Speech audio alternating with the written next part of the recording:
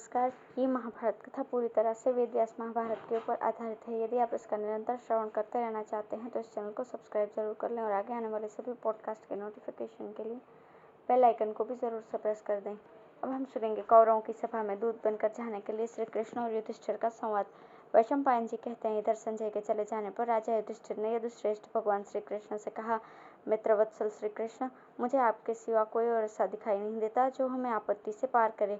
आपके भरोसे ही हम बिल्कुल निर्भय हैं और दुर्योधन से अपना भाग मांगना चाहते हैं। श्री कृष्ण ने कहा, राजन, मैं तो आपकी सेवा में उपस्थित ही हूँ।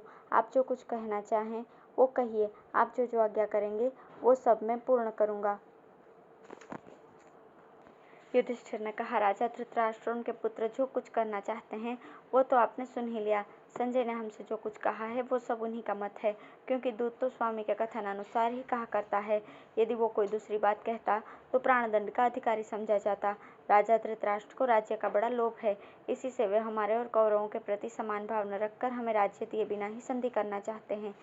हम तो यही समझकर महाराज धृतराष्ट्र अपने वचन का पालन करेंगे, उनकी आज्ञा से 12 वर्ष वन में रहे और 1 वर्ष अज्ञातवास किया, किंतु इन्हें तो बड़ा लोभ जान पड़ता है। ये धर्म का कुछ भी विचार नहीं कर रहे तथा अपने मूर्ख पुत्र के मोहपाश में फंसे होने के कारण उसी की आज्ञा बजाना चाहते हैं। हमारे साथ तो इनका बिल्कुल बनावटी बर्ताव है। जनार्दन, जरा सोचिए तो इससे बढ़कर दुख की और क्या बात होगी कि मैं न तो माता जी की सेवा कर सकता हूँ और न अपने संबंधियों का भरण पोषण कर सकता हूँ। यद्यपि काशीराज, चेदिराज, पांचाल, नरेश, मत्स्यराज और आप मेरे सहायक हैं, तो भी मैं केवल 5 गांव ही मांग रहा हूँ। मैंने तो यही कहा है कि अविस्थल, वृक्षस्थल, माकंदी, वारणावर्त और 5वां जो वे चाहें ऐसे 5 गांव या नगर हमें दे दें, जिससे हम 5 भाई मिलकर रह सकें और हमारा कारण भरतवंश का नाश न हो। परंतु दुष्ट दुर्योधन इतना भी करने को तैयार नहीं है। वो सब पर अपना ही दखल रखना चाहता है। लोभ से बुद्धि मारी जाती है, बुद्धि नष्ट होने से लज्जा नहीं रहती। लाज के साथ ही धर्म चला जाता है और धर्म गया कि स्त्री विदा हो जाती है। स्त्रीहीन पुरुष से स्वजन, सुयद और ब्राह्मण लोग दूर रहने लगते हैं। जिससे पुष्प फलहीन वृक्ष को छोड़कर पक्षी उड़ जाते हैं। निर्धन अवस्था बड़ी ही दुखमयी है। कोई कोई तो इस अवस्था में पहुंचकर मौत ही मांगने लगते हैं। कोई किसी दूसरे गांव या वन में जा बसते हैं और कोई मौत के मुख में चले जाते हैं। जो लोग जन्म से ही निर्धन हैं, उन्हें इसका उतना कष्ट नहीं जान पड़ता जितना कि लक्ष्मी पाकर सुख में पले हुए लोगों को धन के नाश होने पर होता है।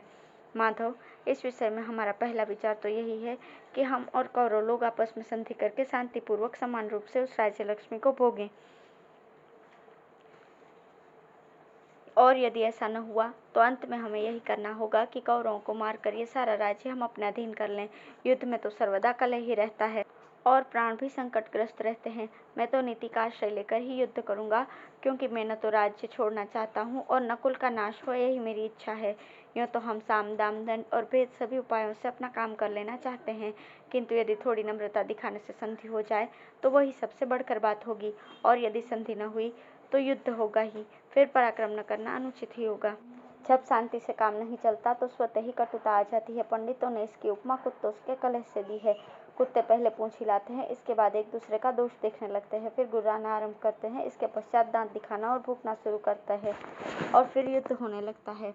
उनमें जो बलवान होता है वही दूसरे का मांस खाता है। मनुष्यों में भी इससे कोई विशेषता नहीं है। श्री कृष्ण, अब मैं ये जानना चाहता हूँ कि ऐसा समय उपस्थित होने पर आप क्या करना उचित समझते हैं। ऐसा कौन उपाय है जिससे हम अर्थ और धर्म से वंचित न हो। पुरुषोत्तम, इस संकट के समय हम आपको छोड़कर और किससे सलाह लें। भला आपके समान हमारा प्रिय और हितैषी तथा समस्त कर्मों के परिणाम को जानने वाला संबंधी कौन है। वैशंपायन जी कहते हैं, राजन, महाराज युधिष्ठिर के ऐसा कहने पर श्री कृष्ण ने कहा, मैं दोनों पक्षों के हित के लिए कौरवों की सभा में जाऊंगा, और यदि वहां आपके लाभ में किसी प्रकार की बाधा न पहुंचाते हुए संधि करा सकूंगा तो समझूंगा मुझसे बड़ा भारी पुण्य कर्म बन गया। युधिष्ठिर ने कहा, श्री कृष्ण, आप कौरवों के पास जाएं, इसमें मेरी सम्मति तो है नहीं, क्योंकि आपके बहुत युक्त बातें कहने पर भी दुर्योधन उसे मानेगा नहीं। इस समय वहां दुर्योधन के वशवर्ती सब राजा लोग भी इकट्ठे हो रहे हैं, इसलिए उन लोगों के बीच में आपका जाना मुझे अच्छा नहीं जान पड़ता। माधव, आपको कष्ट होने पर तो हमें धन, सुख, देवत्व और समस्त देवताओं पर अधिपत्य भी प्रसन्न नहीं कर सकेगा। श्री कृष्ण ने कहा, महाराज, दुर्योधन कैसा पापी है ये मैं जानता हूँ, किंतु यदि हम अपनी ओर से सब बातें स्पष्ट कह देंगे तो संसार में कोई भी राजा हमें दोषी नहीं कह सकेगा। रही मेरे लिए भय की बात, सो जिस तरह सिंह के सामने दूसरे जंगली जानवर नहीं ठहर सकते, उसी प्रकार मैं क्रोध करूं तो संसार के सारे राजा मिलकर भी मेरा मुकाबला नहीं कर सकते।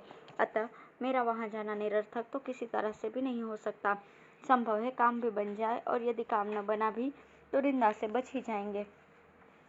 युधिष्ठिर ने कहा, श्री कृष्ण, यदि आपको ऐसा ही उचित जान पड़ता है तो आप प्रसन्नता से कौरवों के पास जाइए। आशा है मैं आपको अपने कार्य में सफल होकर लौटते यहाँ सकुशल देखूंगा। वहां पधारें और कौरवों को शांत करें, जिससे कि हम आपस में मिलकर शांतिपूर्वक रह सकें। आप हमें जानते हैं और कौरवों को भी पहचानते हैं। हम दोनों के हित आपसे छिपे नहीं हैं। इसके सिवा बातचीत करने में भी आप खूब कुशल हैं। अतः जिसमें हमारा हित हो वे सभी बातें आप दुर्योधन से कह दें। श्री कृष्ण बोले, राजन, मैंने संजय और आप दोनों की ही बातें सुनी है तथा मुझे कौरव और आप दोनों का ही अभिप्राय भी मालूम है। आपकी बुद्धि धर्म का आश्रय लिए हुए है और उनकी शत्रुता में डूबी हुई है। आप तो उसी को अच्छा समझेंगे जो बिना युद्ध किए मिल जाएगा, परंतु महाराज, ये क्षत्रिय का नैष्ठिक कर्म नहीं है। सभी आश्रम वालों का कहना है कि क्षत्रिय को भीख नहीं मांगनी चाहिए। उसके लिए तो विधाता ने यही सनातन धर्म बनाया है कि या तो संग्राम में विजय प्राप्त करे या मर जाए। यही क्षत्रिय का स्वधर्म है। दीनता उसके लिए प्रशंसा की चीज नहीं है। राजन, दीनता का आश्रय लेकर क्षत्रिय की जीविका नहीं चल सकती। अतः आप भी पराक्रम पूर्वक शत्रुओं का दमन कीजिए। धृतराष्ट्र के पुत्र बड़े लोभी हैं। इधर बहुत दिनों से राहत रहकर उन्होंने स्नेह का बर्ताव करके अनेकों राजाओं को अपना मित्र बना लिया है। इससे उनकी शक्ति भी बहुत बढ़ गई है। इसलिए वे आपसे संधि कर लें, ऐसी तो कोई सूरत दिखाई नहीं देती। इसके सिवा भीष्म और कृपाचार्य आदि के कारण वे अपने को बलवान ही समझते हैं। अतः जब तक आप उनके साथ नरमी का बर्ताव करेंगे, तब तक वे आपके राज्यों को हड़पने का ही प्रयत्न करेंगे। राजन, ऐसे कुटिल स्वभाव और आचरण वालों के साथ आप मेल मिलाप करने का प्रयत्न न करें।